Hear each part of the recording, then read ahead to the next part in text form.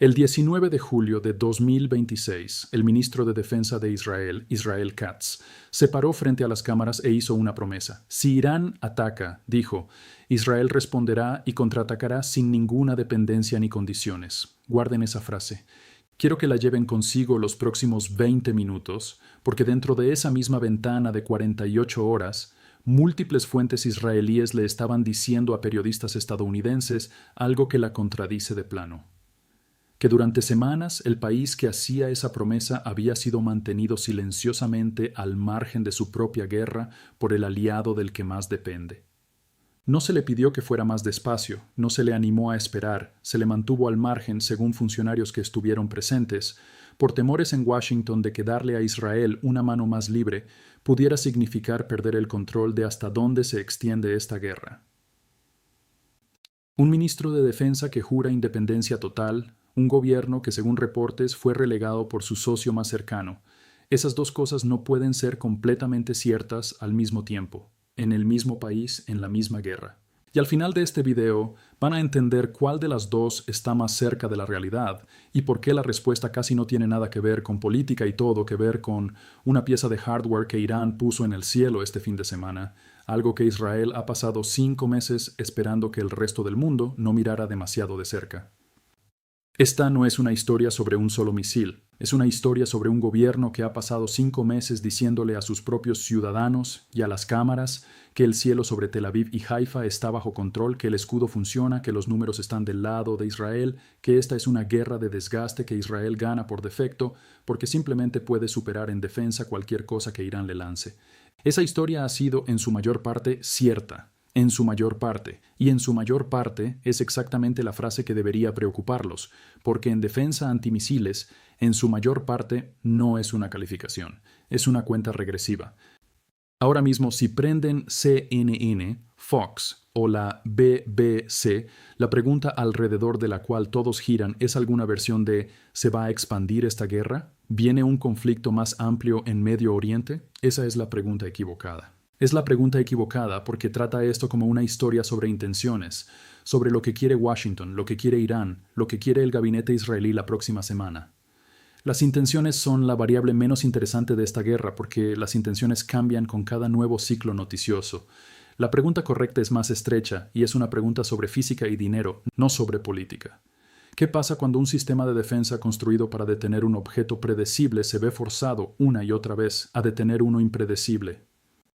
En los próximos 20 minutos les voy a mostrar exactamente qué expuso Irán este fin de semana pasado, por qué el marco que casi todo analista de noticias por cable está usando para explicar esta guerra es el marco equivocado por completo, y por qué el jugador más consecuente en todo este conflicto podría no ser ni Irán, ni Israel, ni Estados Unidos. Todo analista que van a ver en televisión esta noche va a hablar de esta guerra como se habla de una pelea de boxeo. ¿Quién dio el golpe más fuerte? ¿Quién va ganando en puntos? ¿Quién parpadeó primero en la mesa de negociación? Ese enfoque se siente intuitivo. También es casi inútil porque asume que ambos peleadores están operando bajo el mismo tipo de física. No es así. Un lado pelea con masa con la pura cantidad de misiles, drones y sitios de lanzamiento que puede permitirse perder. El otro lado pelea con precisión, un escudo más pequeño y mucho más caro que tiene que acertar absolutamente siempre, porque solo necesita fallar una vez para que la historia cambie por completo. Eso no son dos boxeadores. Eso es un boxeador contra una tabla actuarial. Y las tablas actuariales, tarde o temprano, siempre ganan el argumento, quiera alguien o no. A esto lo llamo el techo terminal. Así es como funciona en los términos más simples posibles. Todo sistema de defensa antimisiles del mundo, el Arrow de Israel, su David's Sling, su Iron Dome, el Patriot estadounidense, todos ellos, no es una muralla. Es una máquina de probabilidades, no garantiza un derribo. Calcula las probabilidades de uno miles de veces por segundo y actúa según las mejores probabilidades disponibles. Denle una trayectoria balística predecible del libro de texto y la probabilidad sube lo suficiente como para que un gobierno se pare y lo llame con confianza un escudo. Pero cada uno de esos sistemas tiene un techo, un límite matemático duro sobre qué tan rápidas, qué tan maniobrables y qué tan numerosas pueden volverse las amenazas entrantes antes de que la probabilidad de un derribo exitoso colapse, sin importar cuánto dinero o resolución política le echen encima. No pueden legislar más allá del techo, no pueden votar más allá de él. No pueden desearlo lejos con una conferencia de prensa. No es una falla de política cuando un sistema lo alcanza, es aritmética. Y la aritmética no negocia. Ahora, situemos esto en la historia porque este no es un problema nuevo, es uno de los problemas más antiguos de la guerra moderna, y hay un caso de libro de texto casi perfecto para ello. Durante la Guerra del Golfo de 1991, el ejército de Estados Unidos le dijo al público estadounidense que sus baterías de misiles Patriot estaban interceptando los misiles Scud iraquíes entrantes con una tasa de éxito cercana al 96%. Fue una de las grandes estadísticas de sentirse bien de toda esa guerra. Supuesta prueba de que la tecnología estadounidense finalmente había resuelto el problema de los misiles de forma permanente. Un físico llamado Theodore Postol no creyó ese número. Revisó las cintas de radar y el metraje de video fotograma por fotograma y argumentó que la verdadera tasa de intercepción no era 96% en absoluto. Podría haber estado cerca de cero. El Congreso celebró audiencias. El ejército revisó sus propios números hacia abajo y luego otra vez hacia abajo. Y nadie en esa sala llegó jamás a un acuerdo pleno sobre la cifra verdadera. Pero todos en esa sala coincidieron en una cosa. El número original había sido teatro político disfrazado de física. Ese es el techo terminal en su primera forma moderna. Un sistema de defensa que se veía invencible en televisión y se veía muy diferente una vez que alguien realmente contó el campo de escombros. Bien, guarden esa historia en el bolsillo porque Israel acaba de revivir una versión de eso en tiempo real, en televisión en vivo, 5 meses adentro de una guerra cuyo momento no eligió. Noten lo que la historia del Patriot no es. No es una historia sobre ingenieros estadounidenses incompetentes. No lo eran. No es una historia sobre el ejército iraquí siendo algún genio tecnológico oculto. No lo era. Es una historia sobre la brecha entre el rendimiento publicitado de un sistema de defensa y su rendimiento contra la franja específica y estrecha de amenazas contra la que resulta ser probado en una semana determinada de una guerra determinada. Todo gobierno que alguna vez ha desplegado un escudo antimisiles ha enfrentado la misma tentación: anunciar los números de la buena semana y dejar que la mala semana se doble, silenciosamente, en un apéndice clasificado que nadie fuera del ministerio lee jamás. Esa brecha no se anuncia sola, se encuentra. Y este fin de semana se encontró de nuevo. Hay 6 piezas de evidencia que les dicen dónde está realmente esta guerra ahora mismo. Y quiero repasarlas todas, porque los titulares solo les están dando la primera. Número 1. El arma en sí. Los medios estatales iraníes han pasado esta guerra promocionando una clase de misil comúnmente conocida por el nombre Fatah, construida alrededor de lo que los ingenieros llaman un vehículo de reentrada maniobrable. Aquí está la versión en términos simples. Un misil balístico normal se comporta como una piedra lanzada. Una vez que sale del lanzador, su trayectoria básicamente la deciden la gravedad y el momento. Predecible, calculable, exactamente el tipo de objeto para el que un interceptor está matemáticamente construido.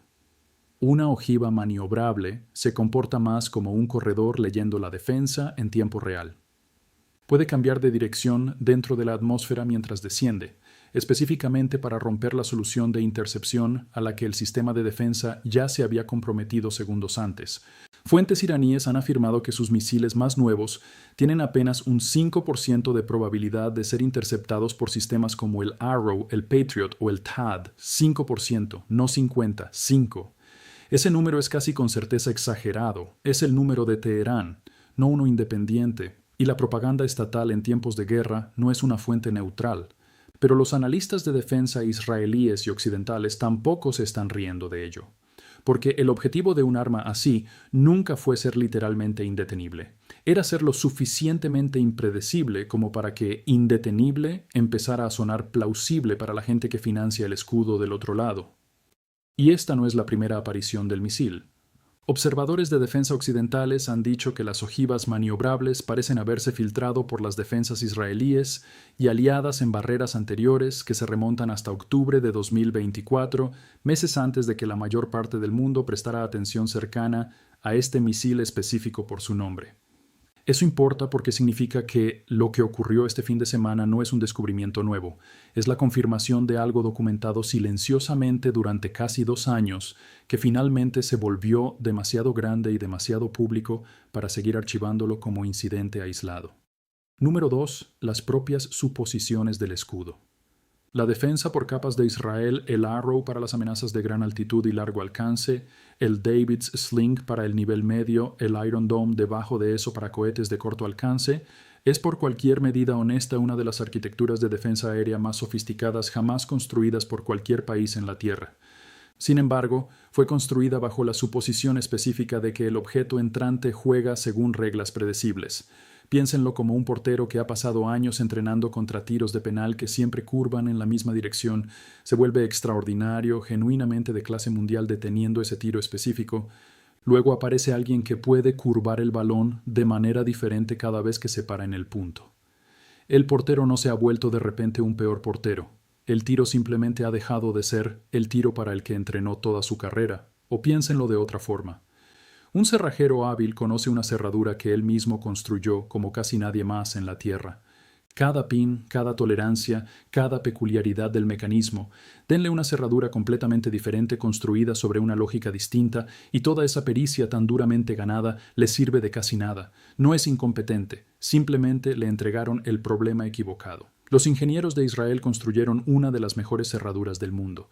Irán, metódicamente, durante varios años y 2 guerras separadas, ha estado tratando de construir una llave que nunca estuvo destinada a encajar en ella para empezar. Número 3, y este es el número más importante de todo este video, es la relación de costos. Se estima ampliamente que un solo interceptor Arrow cuesta en el rango bajo de los millones de dólares, cada uno, cada lanzamiento. Los misiles y drones que derriba cuestan una fracción de eso, en algunos casos reportadamente menos que el precio de un sedán de gama media, que podrían comprar en una concesionaria esta misma tarde. Bien, siéntense con esa matemática un segundo. Cada enfrentamiento individual, se gane o se pierda, es un intercambio en el que el defensor gasta más que el atacante, siempre, para siempre, sin excepciones incorporadas en la física. No necesitan ganar la guerra para ganar el intercambio. Solo necesitan seguir haciendo que el otro lado gaste millones para detener algo que les costó decenas de miles. Eso ya no es un problema de campo de batalla, es un problema de hoja de cálculo, y las hojas de cálculo no se agotan como se agotan los depósitos de municiones. Simplemente se agotan más lento, más silenciosamente, y de una manera que nunca llega a las noticias de la noche hasta que ya ha ocurrido. Y no son solo los interceptores. Cada dron derribado sobre territorio israelí o aliado este año ha costado, según la mayoría de las estimaciones públicas, a Irán algo en el rango de decenas de miles de dólares construirlo y lanzarlo. Los sistemas usados para detectar, rastrear y derribar ese mismo dron, tiempo de radar, rondas interceptoras, horas de tripulación aérea, ancho de banda de mando y control, cuestan rutinariamente muchos múltiplos de eso. Repitan ese intercambio unos cientos de veces a lo largo de 5 meses en 2 guerras separadas y ya no están viendo un estancamiento militar. Están viendo una factura muy desequilibrada. Y las facturas, a diferencia de los titulares, eventualmente vencen. Número 4. Este no es el primer intento de Irán con esto.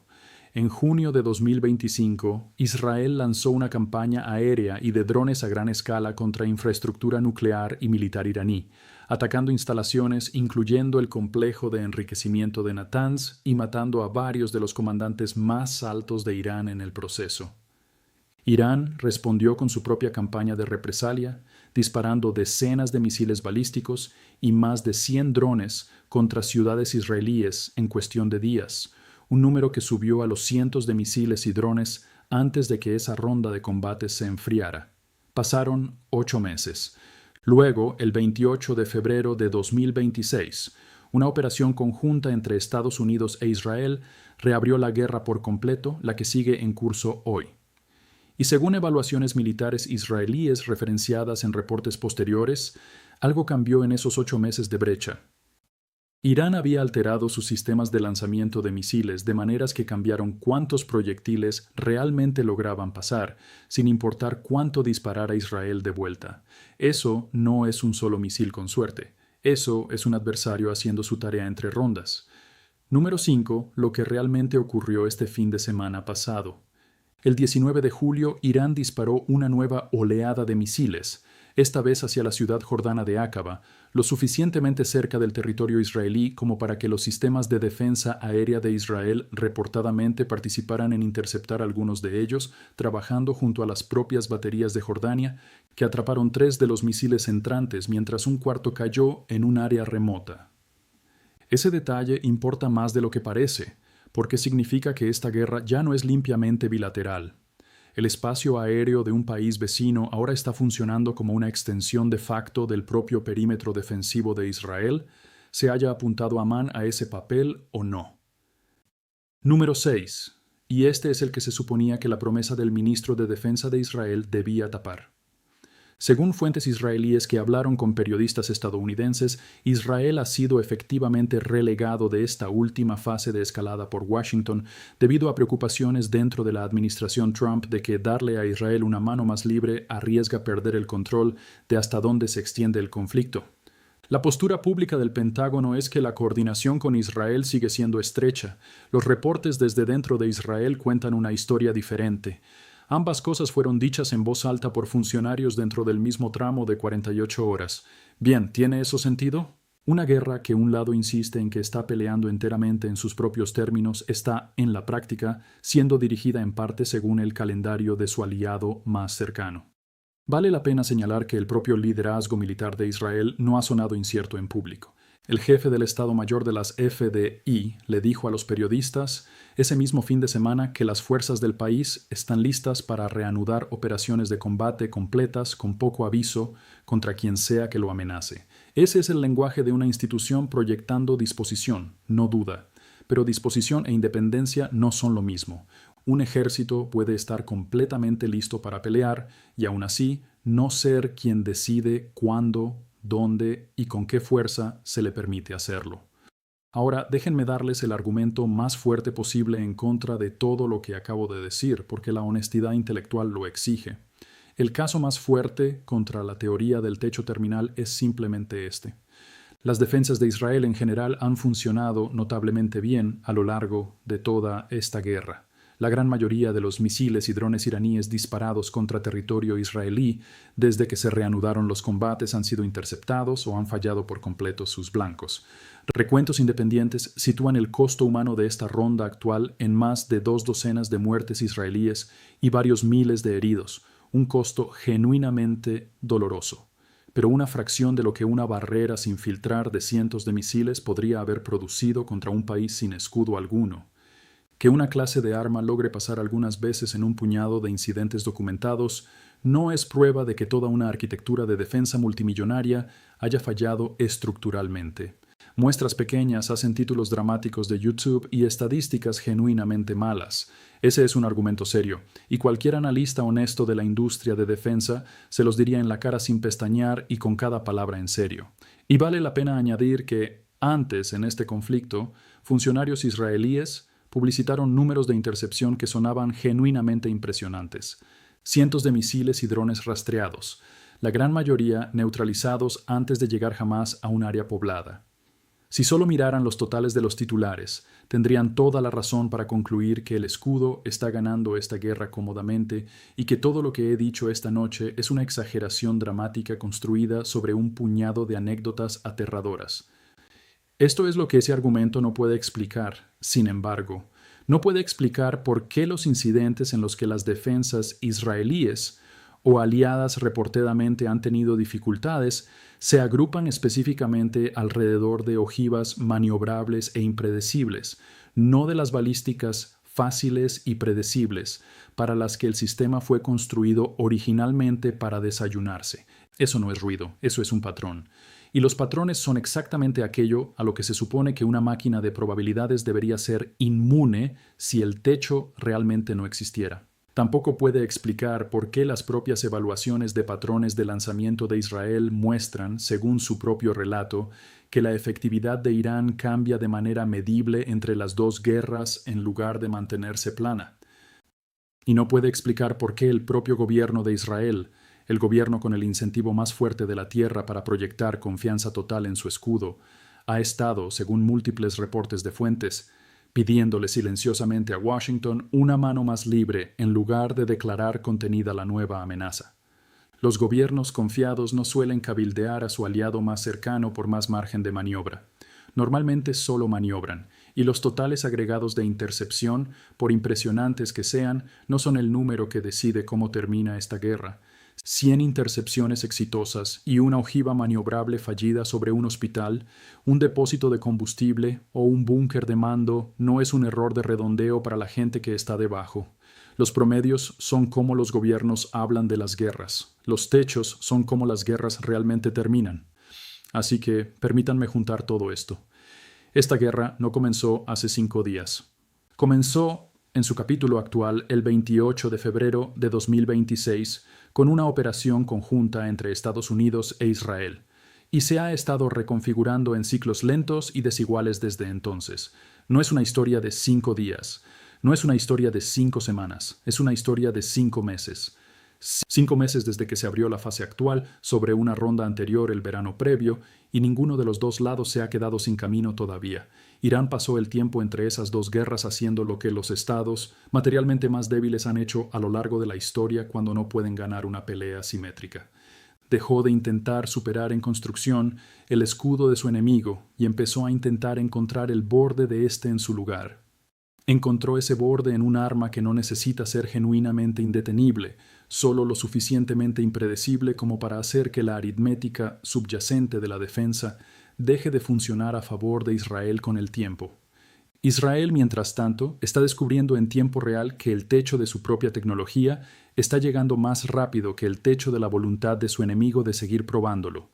Y el país que se paró frente a las cámaras este fin de semana prometiendo independencia total e incondicional no está, según sus propias fuentes, operando actualmente con mucha independencia en absoluto. Eso no es hipocresía, es cómo se ve cuando un gobierno le dice al público la verdad sobre su resolución, mientras su aliado más cercano gestiona silenciosamente la verdad sobre sus opciones. Pongan las dos guerras lado a lado y la forma se vuelve obvia. Junio de 2025, Israel ataca primero, decapita parte de la estructura de mando de Irán y absorbe una represalia grande, pero en su mayoría sobrevivible. 8 meses de reconstrucción silenciosa enfocada en la ingeniería. Febrero de 2026, la pelea se reanuda en nuevos términos con un arma que no fue un factor serio la primera vez, ahora apareciendo como la historia principal la segunda vez. Ese no es un país que tuvo suerte 2 veces. Es un país que trató la primera guerra como un ejercicio de recolección de datos para la segunda. Pero aquí está la parte de la que casi nadie que cubre esta guerra esta semana está hablando, el jugador que no está en la sala.